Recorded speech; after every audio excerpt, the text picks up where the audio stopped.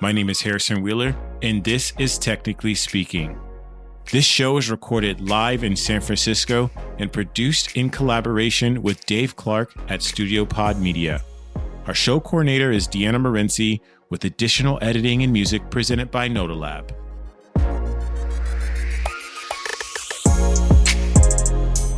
This episode of Technically Speaking is sponsored by Automatic, the people behind WordPress.com, Jetpack, WooCommerce, Tumblr, and more. Automatic's 1,400 people hail from 79 countries and speak 99 languages. Their open source software products democratize publishing and commerce so that anyone with a story can tell it and anyone with a product can sell it, regardless of income, gender, politics, language, or country. More than 1 billion people use Automatic products every month. Automatic also contributes directly to WordPress, the open source project that powers over 40% of websites on the internet. If you're ambitious, energetic, and driven by a passion to help people, you can make a visible, profound, and lasting difference working at Automatic. Visit automatic.com to check out the latest job listings today. That's AUTOMATTIC.com.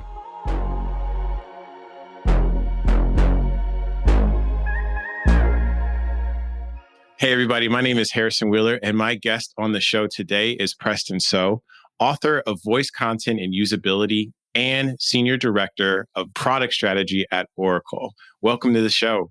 Hey Harrison, thanks so much for having me on today. How you doing? I'm doing good, man. I'm moving right ahead with the next season recording, and actually next week, which will be in the past for listeners once they listen to this episode, I'm hosting the live broadcast of Technically Speaking during SF Design Week. So I'm extremely excited. Ton of amazing designers, entrepreneurs, doers, thinkers from around the world are joining. So I can't wait to share that. I'm going to have to look for the recording. That sounds really fun. Yeah. It'll be on all the streaming platforms once everything is done. Outside of that, man, I'd love to know, maybe give the listeners a little bit of background about yourself and who you are before we dive into the show. Sure. So my name is Preston So. I use he, him pronouns. And in addition to this book that I've got coming out in June called Voice Content and Usability, I've been working in the web design, web development, web content area for, about 20 years now, which is a really long time to be in this industry, I find. And I started out as a web and print designer, doing a lot of brochures, doing trifolds, doing a lot of work in InDesign before shifting over to doing websites full time. And one of the things that really came about in the early days was this whole new idea of content management systems, which back in the early 2000s was really new. People didn't really know what it was. And this is now the canonical or authoritative way that a lot of people, especially marketing organizations and editorial groups, manage content, copy, media for their websites. So I got really involved in content management on all different sides of content strategy when it comes to the web and web development as well. I worked primarily in the Drupal ecosystem. And I actually wrote the first ever comprehensive book on headless Drupal architectures, which is a really fancy way of saying content management for things that are beyond the web. So mobile, augmented reality, virtual reality, all of these really exciting, nifty new things. I've also got another book coming out this fall called Gatsby, the Definitive Guide, which is the first book on Gatsby.js coming from O'Reilly. So I kind of weave in and out of the coding and the design fronts, so to speak. But I've been on all sides. I've been on the platform side. I've been on the agency side. I've been on the customer side, working on the Entertainment Weekly website, which was one of the major websites back then. And nowadays, a lot of my focus has been on content management where I work at Oracle, focused around this whole notion of, hey, the pandemic has really accelerated a lot of the adoption of some of these new technologies, especially things like chatbots and voice and virtual reality.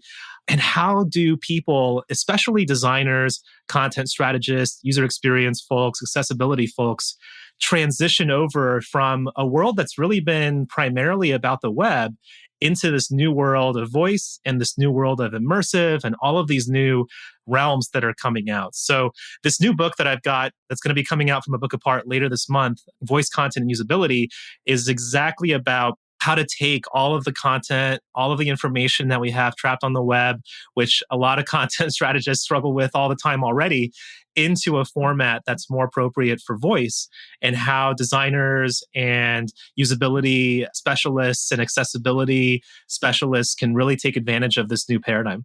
Yeah. So speaking of new paradigm, it seems like from what you're telling me is like the web and just content in general is going through a transition, right? So what are some of the biggest opportunities that you're seeing as far as the work that you're doing? As you mentioned, like I can reflect back. I remember one of my proudest moments was actually going from creating a static website and moving it into a CMS. And I think that was like WordPress back then. And it was mostly sort of like only blogs for the most part, right? If you wanted to build a full-fledged website, that was actually kind of extending the boundaries of the platform itself. So what do you say are some of the biggest transitional points now? Because I think back then it was like building a large website at scale. So if we're moving into these different sort of industries, what are some opportunities that you're seeing? Totally. It's a really interesting question. And, I remember that moment too, Harrison, when you put in your website and your CSS and everything into a CMS, and then you upload it and look at the website for the first time. And it's like, wow, everything just kind of works. It's like there's templates, there's all these cool things, there's links to other content, there's related content showing up. You can have all of this stuff set up automatically. So we're not pushing around HTML files anymore, which was like the biggest revolution in quite some time. But one of the really interesting things is that that's in some ways been actually a bit of a disadvantage. And I write on this subject a lot for CMS Wire about this whole notion of the fact that over the past few decades, and this is not in any way an indictment of how far we've come to a very impressive point when it comes to web development and how content is managed on the web. But we've become really biased toward the web.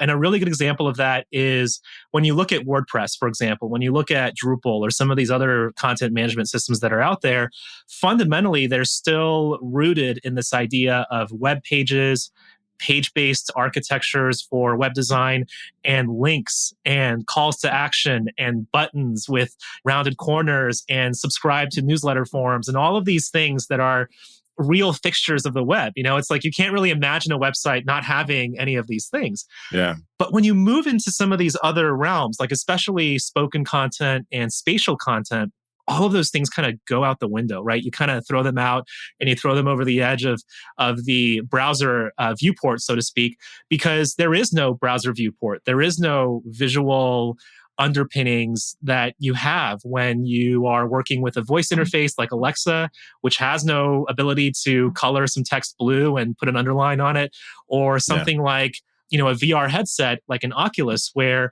instead of linking and clicking on a link to go to a different page, you might actually be like moving and positioning yourself a few feet over to go to a new piece of content.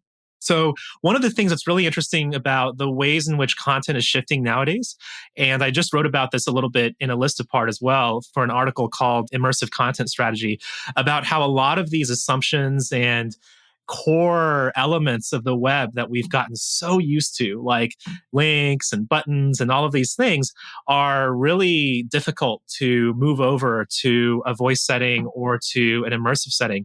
So a lot of the questions I answer in my book, Voice Content Usability, are about what are some of the things that you have to think about when you can't link, when you navigate by negotiating instead of clicking on a nav bar or looking at breadcrumbs, and where you might be listening through content instead of leafing through it or scrolling through it in order to get to the next best thing you want to look at. So for a lot of people, I think it's a really big change, because a lot of us, we come from this background where it's like, okay, web, and then there was mobile, and then there was responsive. But all those things were still kind of webby, right? Like there were still links and buttons and UI elements that we all were used to. But now with voice, it's like, okay, what does affordance mean in voice interfaces, right? What does navigation and wayfinding mean when your content becomes spatial, when your content becomes aural? It opens up this really exciting new world of possibilities, in my opinion. Yeah. Yeah. What's really fascinating about this discussion, it's if you look back at the web, right? We've moved into this world where humans are interfacing with computers And computers have been optimizing, right? The web has been optimized. Can remember in the early web, it was all about expression and what you could do and look at this really cool stuff. But there were limitations in terms of graphic computing and internet speeds, et cetera. So then you move into this sort of like this mobile experience where more people have access, but then it becomes more of an optimization on how people can work with that device. I think what's really fascinating about this is that voice has always been around. Humans have communicated since forever. And now we're in a point where technology is catching up to be able to facilitate that, right? So I almost kind of want to ask you, like, if we kind of look back at just general communication, like why now? Why is like voice tech sort of top of mind? Wow, that's a lot to unpack there. And I'll answer in two ways. First and foremost, one of the really interesting things about the ways in which voice interfaces have sprung up is that when you think about it, the ways that we use our keyboards and mice and game controllers and all of these screens that dry out our eyes and make us get glasses like the ones I have on are really actually artificial. They're made up. They're not things that are rooted in actual primordial human behavior. And what I mean by that is, ever since we started out with technology in this digital age, we've had to learn and acquire skills that are fundamentally rooted in like moving a mouse, typing really quickly on a keyboard, scrolling through a web page, being able to understand that a link, when it's underlined or blue, is something that you can click on, buttons, the same thing. But conversation is really different. And conversation is something that is really unusual because the author of conversational design, Erica Hall, calls it the most human interface. It's the oldest interface in a sense, because ever since language began, which was hundreds of thousands of years ago, even before, let's say, humans developed certain cultural ideas, we have been able to speak to each other and let each other know about certain things that are happening, share information, talk about what we can do for each other. So nowadays, especially in the last few decades, what we've seen is that a lot of the artificial intelligence, natural language processing, speech synthesis, speech recognition, a lot of these new areas of technology, thanks to a lot of power in computation and computer scientists nowadays really engaging with some of these more unpredictable human, natural, organic aspects of how we interact. They've become powerful and robust enough to where we can actually have a relatively compelling conversation with Alexa or a relatively compelling conversation with Google Home. Now, I say relatively because it's obviously not as compelling as the conversation you and I are having right now, Harrison. But the other big reason is that, and I think it's more recent, right? There's a certain intrigue, I think, that's come about with voice technology. And a lot of it comes from folks who are immersed in accessibility and enabling new access to content for folks who are disabled. And a lot of this comes about from the fact that because of the fact that the web has been fundamentally rooted in these visual paradigms, these visual foundations, these visual fixtures of how we interact with pages online, the screen reader is also something that's very rooted in visual elements. And so when you navigate using Chromevox or using JAWS through a website, what you're actually having to do is sift through all of these things that were visually situated and placed in there. And there's an accessibility expert and voice interface designer named Chris Maury who has written about this problem and has said, as a blind person, I've never really understood why screen readers work the way that they do. They don't work for natural conversation. And his argument is that for people who are blind or low vision, actually having the ability to interact with content in a more organic way that isn't so recitational, isn't so mechanical, and isn't so, let's say, obstacle ridden, because you got to pass through the skip to main content link. You got to skip through all the announcements of certain elements on the page.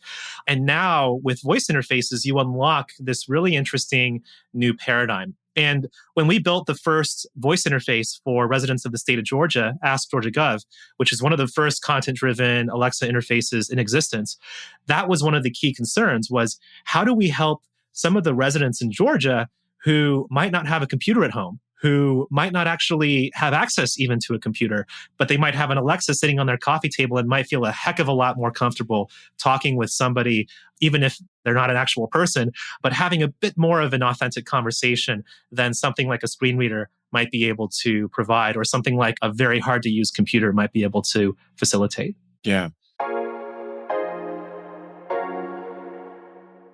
The future of work is here at Automatic. The people behind WordPress.com, Jetpack, WooCommerce, Tumblr, and more.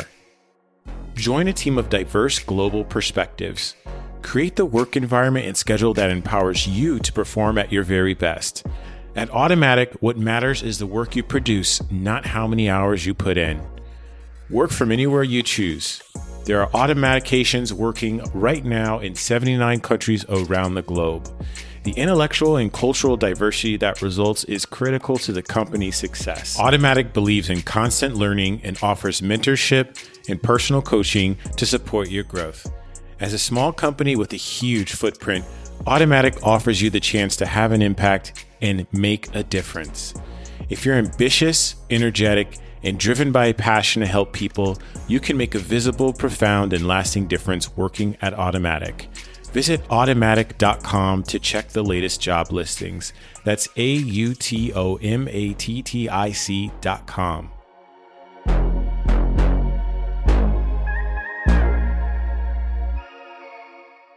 So look, I want to understand, at least from that government perspective, what are the types of opportunities that voice interfaces are unlocking for folks that may not have had the attention in the past? Do you see this potentially being sort of accessibility and usability being sort of like a leading progress in terms of adopting that technology? It's a great question. And I think it's, one of the ways to answer that is if you look at recent history, obviously here in the United States, as well as abroad as well, one of the things that we've been seeing is that state and local governments, the public sector, has really been strapped for cash in a lot of senses, where we're losing a lot of people who can answer phones and answer questions for residents. We're losing a lot of the ability to provide various forms of information for all of these different people. And so what's really interesting about Georgia, and I think a lot of other state governments, is that they're at the very forefront of accessibility. They're at the very forefront of user experience, because not only do they have to think about all of the users who are interacting with them on websites, they also have to think about people who are elderly or disabled or have certain needs of access that differ very much from the visual elements that we have on the web. Georgia in particular has been really amazing in this regard, because from the very beginning, they've been very focused on accessibility. And of course, this voice interface that we built for them was just the first in a series of projects that they're working on. They actually have a chatbot out right now as well that facilitates conversation to get information that you need. And this is really important when it comes to certain public sector organizations that have lost, let's say, the ability to answer phone calls within a short time frame, or they might have closed down certain agency offices in counties that have lower budgets, or in locations where they've simply had budget reductions. And also, one of the interesting things about this is that it's brought up this really interesting dilemma where a lot of times, back in the early days of voice interfaces, a lot of people, especially organizations in the corporate world, started building these parallel content repositories or parallel databases to serve information to these chatbots and voice interfaces. And what that did was that actually resulted in siloing of this content, where you would have, here's some content for your text bot or for your Facebook Messenger bot, but over here you've got content that's for your website. And now that they've gotten out of sync, how do you actually maintain those two things? So what was interesting is when I worked on the team that built this first ever voice interface for Georgia, which is the main case study that's the undercurrent of all of voice content usability in my book, they came to us and they said, look, the very first thing is that we have a very strict requirement, which is that we need to manage all of this content in a single place. We only have one editorial team, and we cannot manage two separate versions of content for web and voice. It has to be part of the same CMS, part of the same environment, part of the same repository, and they have to pull from the same place. And that generates a lot of interesting challenges when it comes to content strategy, content design, and long-term maintenance, and so many of these things that a lot of organizations now are beginning to grapple with in a really meaningful way. I love that story, because this is kind of where your experience with content management, along with the voice, also just the case study in general, or the challenge in general, really comes together. I really love that. And I love it. I love how this is a great example of just going into an industry or going into a field and really seeing it evolve, right? And I think it's important too to be able to adjust to that. So here's my next question. So you've seen all of these changes, right? Like, what is probably one of the biggest challenges for you, and sort of how do you really kind of adjust in such a dynamic world? Because it feels that actually, and this is just technology in general, the more opportunities that tend to open up, the more ideas, the more demand, and people want it right away. But we also don't want to move too fast in the direction where it's harmful. And so really, how do you balance that? Whew, there's a lot to talk about there too. Obviously futurists are really excited about the prospect of voice interfaces taking over a lot of the ways in which we interact with brands and organizations. But I think one of the things that really worries me and is a really big challenge, I think that we all as an industry and especially marginalized communities face is if you look at some of these situations that have come up with Facebook and Google around disinformation and some of the ways in which we see automated racism, automated misogyny, algorithmic oppression surface in a lot of these environments, I'm very worried. And I actually devote an entire chapter to this issue in my book. I'm very worried about how the intrinsic biases and the systems of oppression in our society will manifest in voice interfaces. And there's two examples of this that are really tough to grapple with. There's a moment that's going to happen, or that futurists believe will happen sometime in the future, that Mark Curtis calls the conversational singularity. And it's this moment, we've all probably heard about the technology singularity, but the conversational singularity is that moment in time where hypothetically we'll be able to have a conversation with a voice interface that is fundamentally indistinguishable from the kind of conversation you and I are having right now. And it's the kind of moment where we won't be able to tell, which is both very exciting and also very terrifying. We won't be able to tell whether the person we're having a conversation with is human or not. And it's part of this journey towards AI-driven futures and all of that sort of thing. But one of the things that I find missing in a lot of this discourse about the conversational singularity is the consequences that could be unintended that surface from that sort of really exciting potential because of the ways in which our social systems work today. And one example of this is take, for example, the conversations that we have on a daily basis. I live here in New York City. A lot of the conversations that I have with people are with people who are people of color, people who don't speak English as a first language, people who perform code switching between queer and straight modes of speech, or that code switch between, let's say Spanish and English. They speak bilingually. And one of the things I've noticed about the proliferation of a lot of these voice interfaces and voice assistants is if you think about Alexa, if you think about Siri, and if you close your eyes, who's the person that you picture when you're looking at talking with someone like Alexa, Cortana, Siri, some of these voice assistants? And broadly speaking, of course, it's not the same for everybody, but broadly speaking, the image, the personified picture of that person that we're speaking with is generally a white, cisgender woman who is potentially from middle America and has this certain mode of speech, this certain approach to speaking that we associate with secretarial women.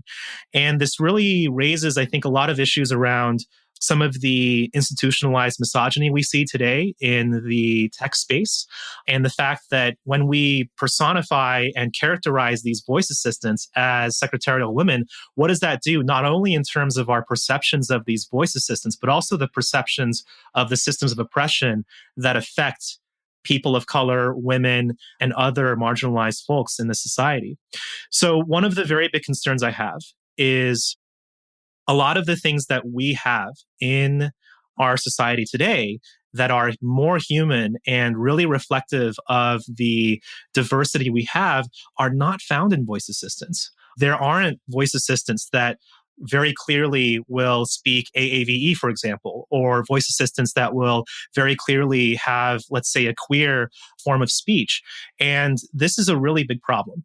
Because as we centralize a lot of this technology and as these behemoths, right, these very large companies like Google and Facebook and Amazon continue to take over these spaces, one of my big worries is not only about the misinformation and the potential for people to take a lot of these sources that are not vetted as gospel, just like we see in social media, but also the notion that the more authoritative voices, so to speak, in the very real sense of voice assistant voices as well, are going to be people that reflect the most privileged in our society, that reflect the ones who are most well off in our society, and don't actually reflect the real richness of the people that they're trying to serve. And I think this really becomes a problem when it comes to especially serving marginalized communities and oppressed communities. How do you serve them when the voice that's speaking to them is someone that is not reflective of their own values or their own community or their own background? It's a question that doesn't have very good answers. It's a question that is a big challenge, I think, that'll come in the next few years. And of course, that's the reason I devote a whole chapter to it in my book. Yeah, this is really mind-blowing. And I think there's a lot to think about understanding like linguistics, like slang, different vernaculars. When does it become cultural appropriation? I mean, there's so much there. Preston, I'm really curious. I mean, it seems like a lot of the voice assistants are very commercial driven.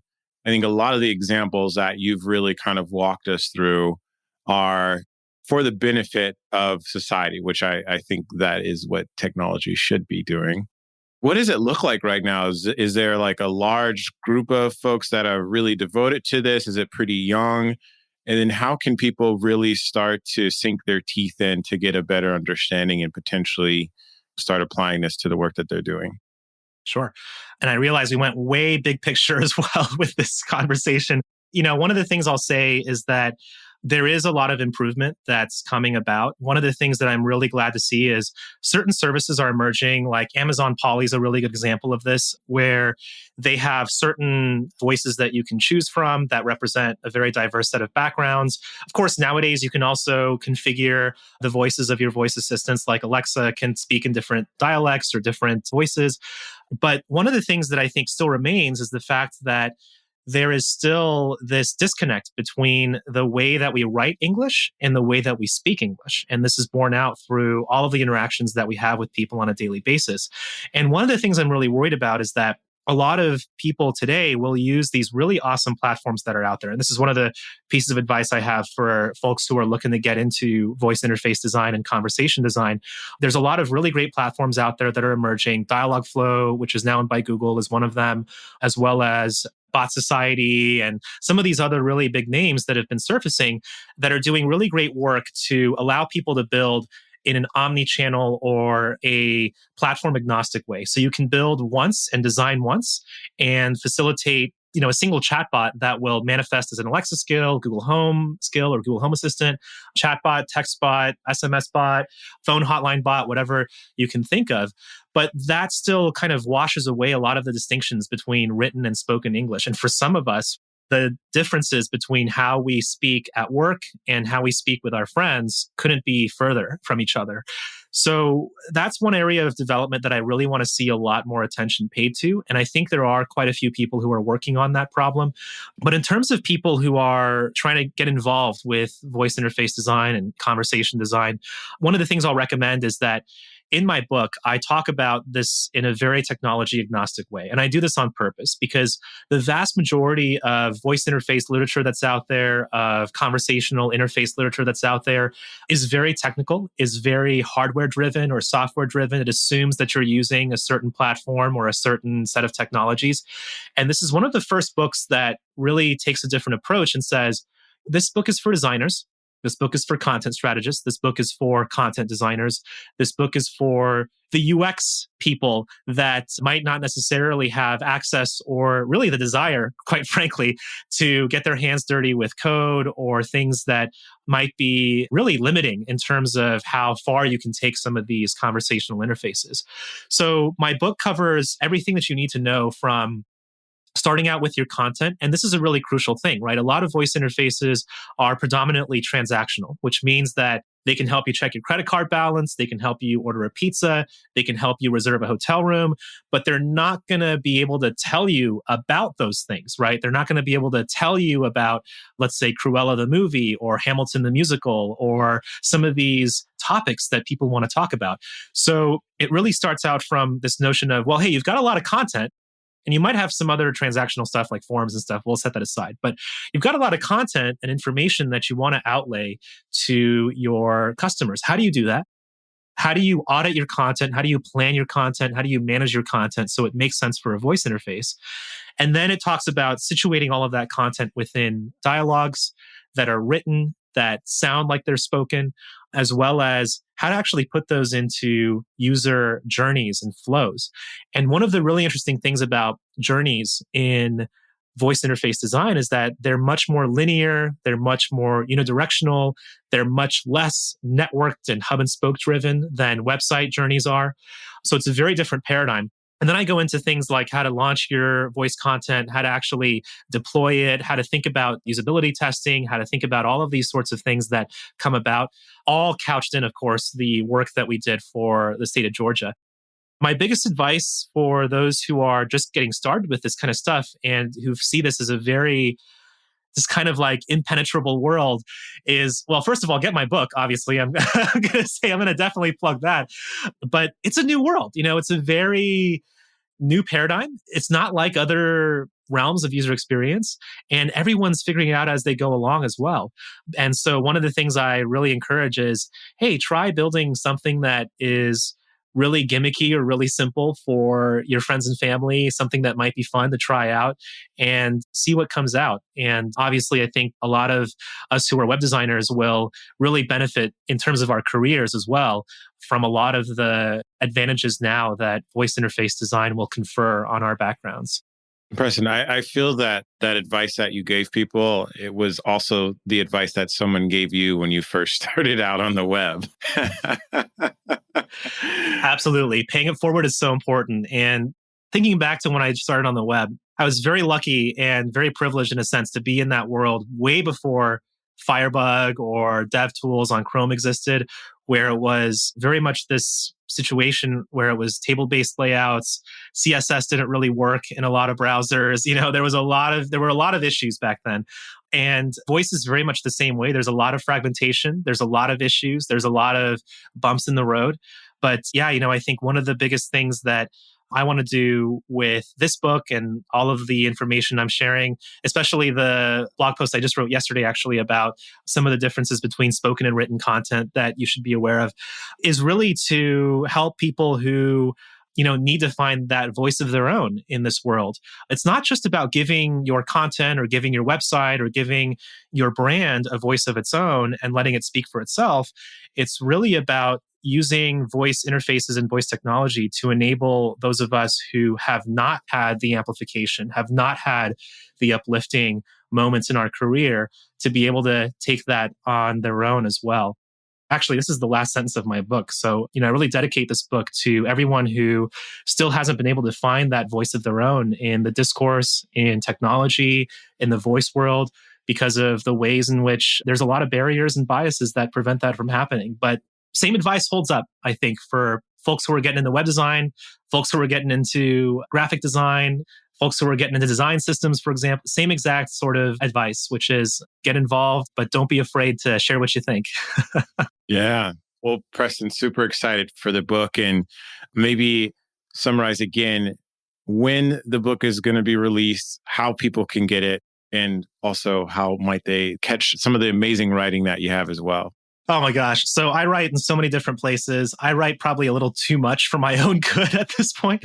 But the book comes out on June 22nd officially, and it's available right now for pre-order at abookapart.com.